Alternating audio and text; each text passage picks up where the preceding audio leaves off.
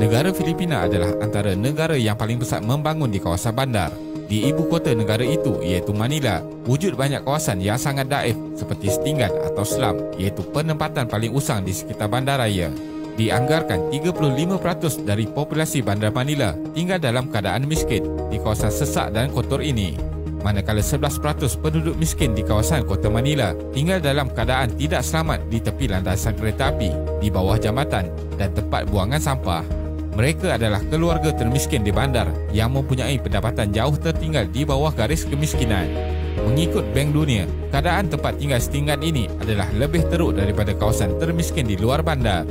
Kajian juga mendapati penyakit berjangkit lebih banyak berlaku pada golongan ini, tidak mengira peringkat umur. Mereka yang tinggal di kawasan ini hidup dalam keadaan paling teruk untuk digambarkan, dengan ketiadaan bekalan air bersih, kawasan kotor berbau, pencemaran udara yang teruk, dan ini semua menjejaskan keadaan kesihatan terutamanya golongan kanak-kanak yang terpaksa hidup tanpa jaminan masa hadapan. Jadi, dalam video kali ini, kita akan melihat kenapa terdapat banyak kawasan yang dikenali sebagai Manila Slum ini di Filipina. Teruskan menonton. Proses urbanisasi. Tahun 2007 merupakan permulaan sejarah peradaban manusia bagi urbanisasi, di mana mulai tahun ini, ramai manusia mula memilih untuk tinggal di kawasan bandar berbanding luar bandar.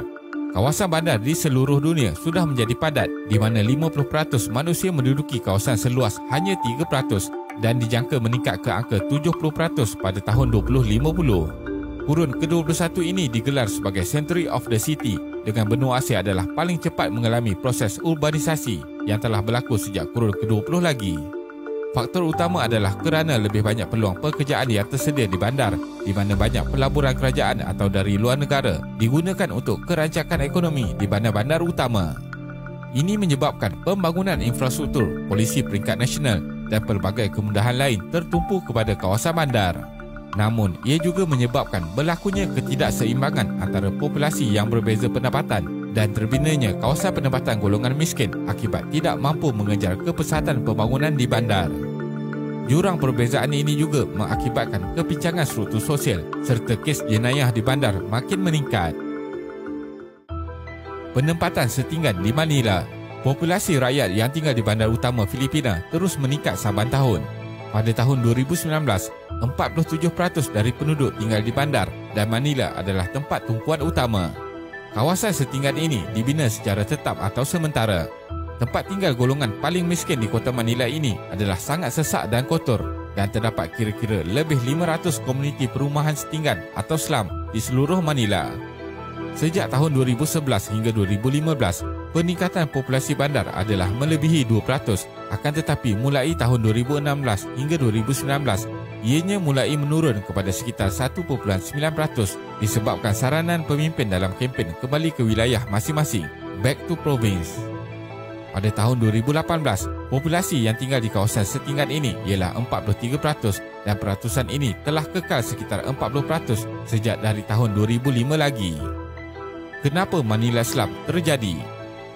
Penduduk datang dari segenap pelosok negara dengan harapan dapat mencari kehidupan yang lebih baik di bandar. Namun semakin padat kawasan bandar, semakin tinggi persaingan di antara penduduk. Kebanyakan keluarga membina rumah satu bilik dari barangan terpakai dengan kedudukan terhimpit antara satu sama lain. Secara purata, 3/4 isi rumah di kawasan penempatan ini mendiami kawasan tersebut lebih dari 5 tahun. Purata umur mereka mula tinggal di sini ialah sekitar 19.2 tahun dan ramai yang tetap mendiami kawasan tersebut setelah berumur 40 tahun.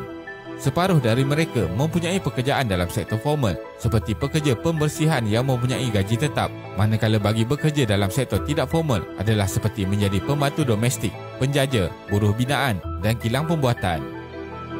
Kawasan setinggan terbesar di Manila, Tondo Slum. Setinggan Tondo atau Manila Tondo Slum adalah kawasan setinggan paling teruk, terbesar dan paling lama sejak pendudukan oleh penjajah Sepanyol lagi.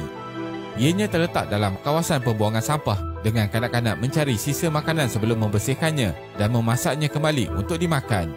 Situasi kehidupan di sini sangat di luar perspektif normal dan didiami oleh pelbagai peringkat umur.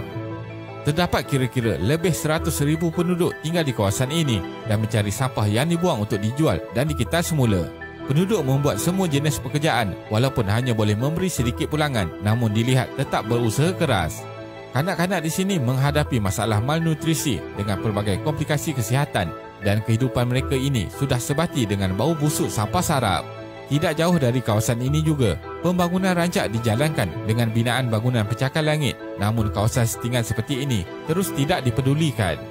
Pandemik COVID-19 terus memburukkan lagi keadaan di mana ramai pekerja harian tidak dapat keluar mencari pendapatan harian dan arahan kerajaan supaya penduduk tidak keluar dari rumah masing-masing amat mustahil dilakukan bagi penempatan padat seperti ini. Masalah kemiskinan di Manila. Di Filipina, kemiskinan yang berlaku adalah disebabkan oleh pendapatan atau gaji yang rendah dan bukan ketiadaan pekerjaan. Pada Januari 2016, kadar pengangguran di bandar adalah sekitar 6% sahaja. Sebanyak 30% pekerja yang menerima gaji bawah 2/3 dari gaji pertengahan. Dalam kalangan golongan miskin bandar, 86% adalah dari isi rumah di mana ketua keluarga keluar bekerja. Akan tetapi, pendapatan dari pekerjaan mereka adalah sangat rendah, menyebabkan mereka tidak mampu membeli rumah dan mengakses kemudahan yang tersedia. Lebih 25% dari golongan miskin bandar ini tidak mempunyai kemudahan elektrik dan 1/3 tiada kemudahan sanitasi dan kumbahan. Taraf hidup penduduk di Filipina tidak berkembang dengan baik berbanding negara lain di Asia Tenggara dan telah menghadapi pelbagai ketidakstabilan ekonomi serta politik sejak 50 tahun yang lepas. Terdapat banyak isu dasar yang masih tidak stabil seperti cara pemerintahan kerajaan, ekonomi dan sikap masyarakat sendiri. Masyarakat Filipina masih banyak dipengaruhi oleh cara penjajah terdahulu di mana penjajah Sepanyol telah membahagikan masyarakat mengikut perbezaan kelas dan taraf. Ini menyebabkan golongan atasan yang kaya tidak merasakan perlu untuk membantu dan bersama-sama golongan bawahan dalam menjana ekonomi. Perkembangan ekonomi hanya didukung oleh keluarga elit yang telah lama mendominasi negara itu. Filipina adalah negara yang mempunyai paling besar perbezaan pendapatan rakyat antara negara-negara di ASEAN. Selain itu, rasuah dan pemimpin yang tidak cekap menjadi punca kerajaan yang tidak serius dalam meningkatkan ekonomi penduduk miskin yang semakin ramai populasinya. Konflik keganasan dalaman juga sering berlaku seperti di Kepulauan Mindanao di selatan Filipina. Bagi penduduk yang tinggal di luar bandar pula, mereka bergantung kepada aktiviti pertanian dan perikanan. Akan tetapi, kemusnahan alam sekitar disebabkan perubahan cuaca menyebabkan penduduk semakin terjejas. Bencana alam yang berlaku juga memburukkan lagi situasi penduduk yang miskin ini. Kesimpulannya, penduduk sesebuah negara akan terus diambang kemiskinan jika negara tidak dapat membahagikan kekayaan dengan sama rata serta adil dan membuat pembangunan yang seimbang. Pelabur dari luar juga tidak akan meneruskan pelaburan dalam memajukan ekonomi negara yang mempunyai pemimpin tidak berkemampuan, seterusnya menutup peluang pembangunan dan pekerjaan untuk masyarakat. Terima kasih kerana menonton dan jangan lupa subscribe. Jumpa lagi.